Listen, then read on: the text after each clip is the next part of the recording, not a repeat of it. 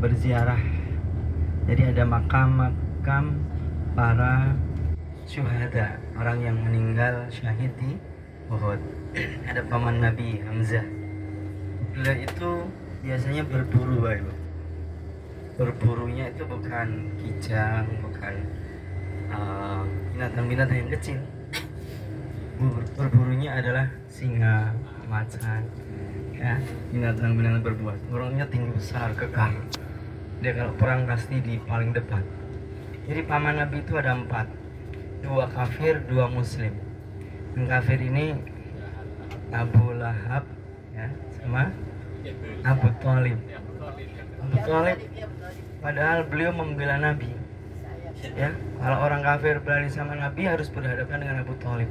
Sayang di akhir hayatnya tidak bisa memeluk Islam karena dia malu kalau masuk Islam, karena beliau termasuk pimpinan di Quraisy, termasuk orang tertinggi.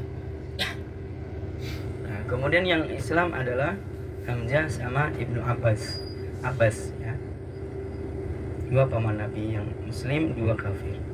Nah, di Uhud itu dulu pernah terjadi banjir besar. 1000-an tahun setelah syuhada itu dimakamkan, terjadi banjir besar dan menimpa makam-makam syuhada. Ternyata terlihat masih darahnya menetes seperti baru saja meninggal. Tubuhnya masih utuh. Ya, inilah orang-orang yang berjuang di jalan Allah.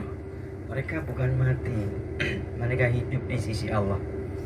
Di dalam asbabun nuzul ayat tentang syuhada Uhud ini, wala taqulu liman yuqtalu fis sabilillah amwat. Janganlah kalian wahai manusia mengatakan orang-orang yang mati di meninggal di peperangan syahid itu, peperangan adalah mati.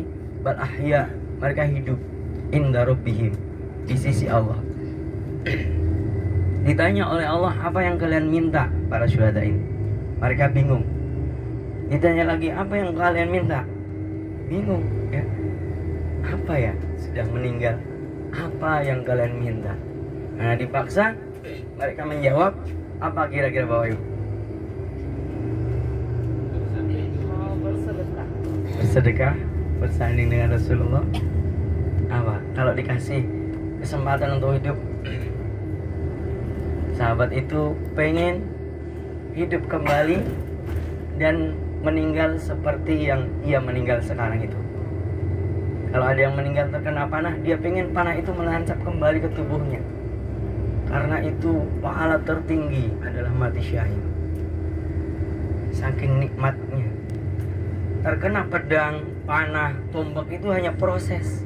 Tapi setelah itu melihat wajah Allah. Maka ada sahabat yang mau meninggal tuh, sudah gini-gini tersenyum. Kenapa engkau tersenyum?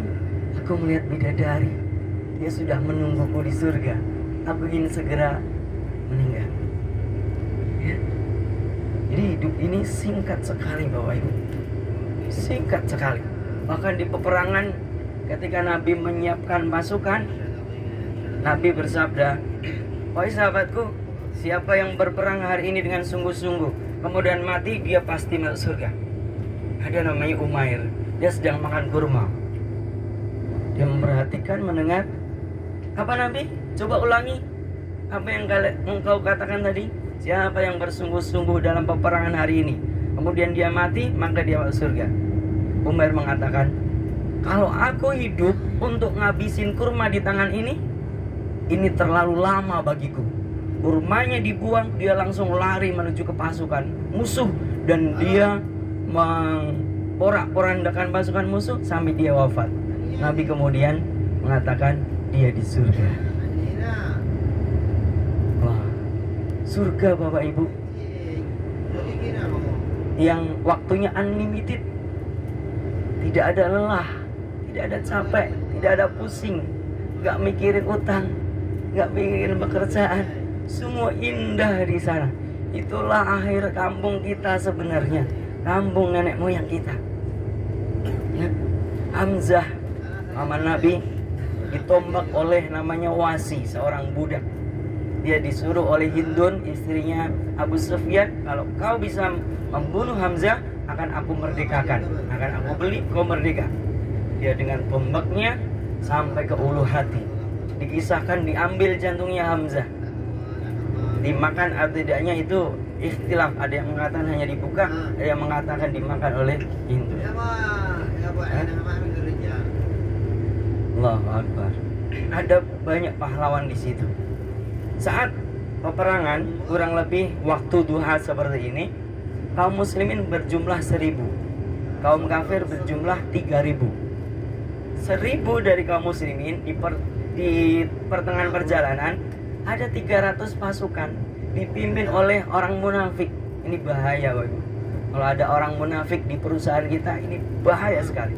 Ada orang munafik di kelompok kita, bahaya. Karena mengatakan A di depan kita, B di belakang. Orang-orang munafik itu kalau di depan Nabi, ya saya beriman, di belakang saya hanya pura-pura. Ini bahaya, benalu sekali. 300 orang digembosi sama pimpinan orang munafik namanya Abdullah bin Ubay bin Salul. Sahabatku, ngapain kita perang? Enak-enak di rumah saja. Kita perang resikonya mati. Gimana? Pulang aja yuk. Yuk pulang. 300 orang pulang. Bahaya kan? Tinggal 700 kemudian berangkat. Melanjutkan perjalanan. 50 orang ditugaskan oleh Nabi untuk berada di gunung kecil. Nanti kita lihat banyak orang yang foto di situ. Silakan kalau mau naik, nggak begitu tinggi. Namanya Jabal Rumat, Jabal Pemanah. Di situ 50 orang. Apa pesan Nabi? Ini yang penting. Jangan kalian turun apapun yang terjadi sebelum aku perintahkan turun. Walaupun kalian melihat jasad kami dimakan oleh burung. Ya. Ini benar-benar Nabi berpesan, jangan turun kecuali aku perintahkan.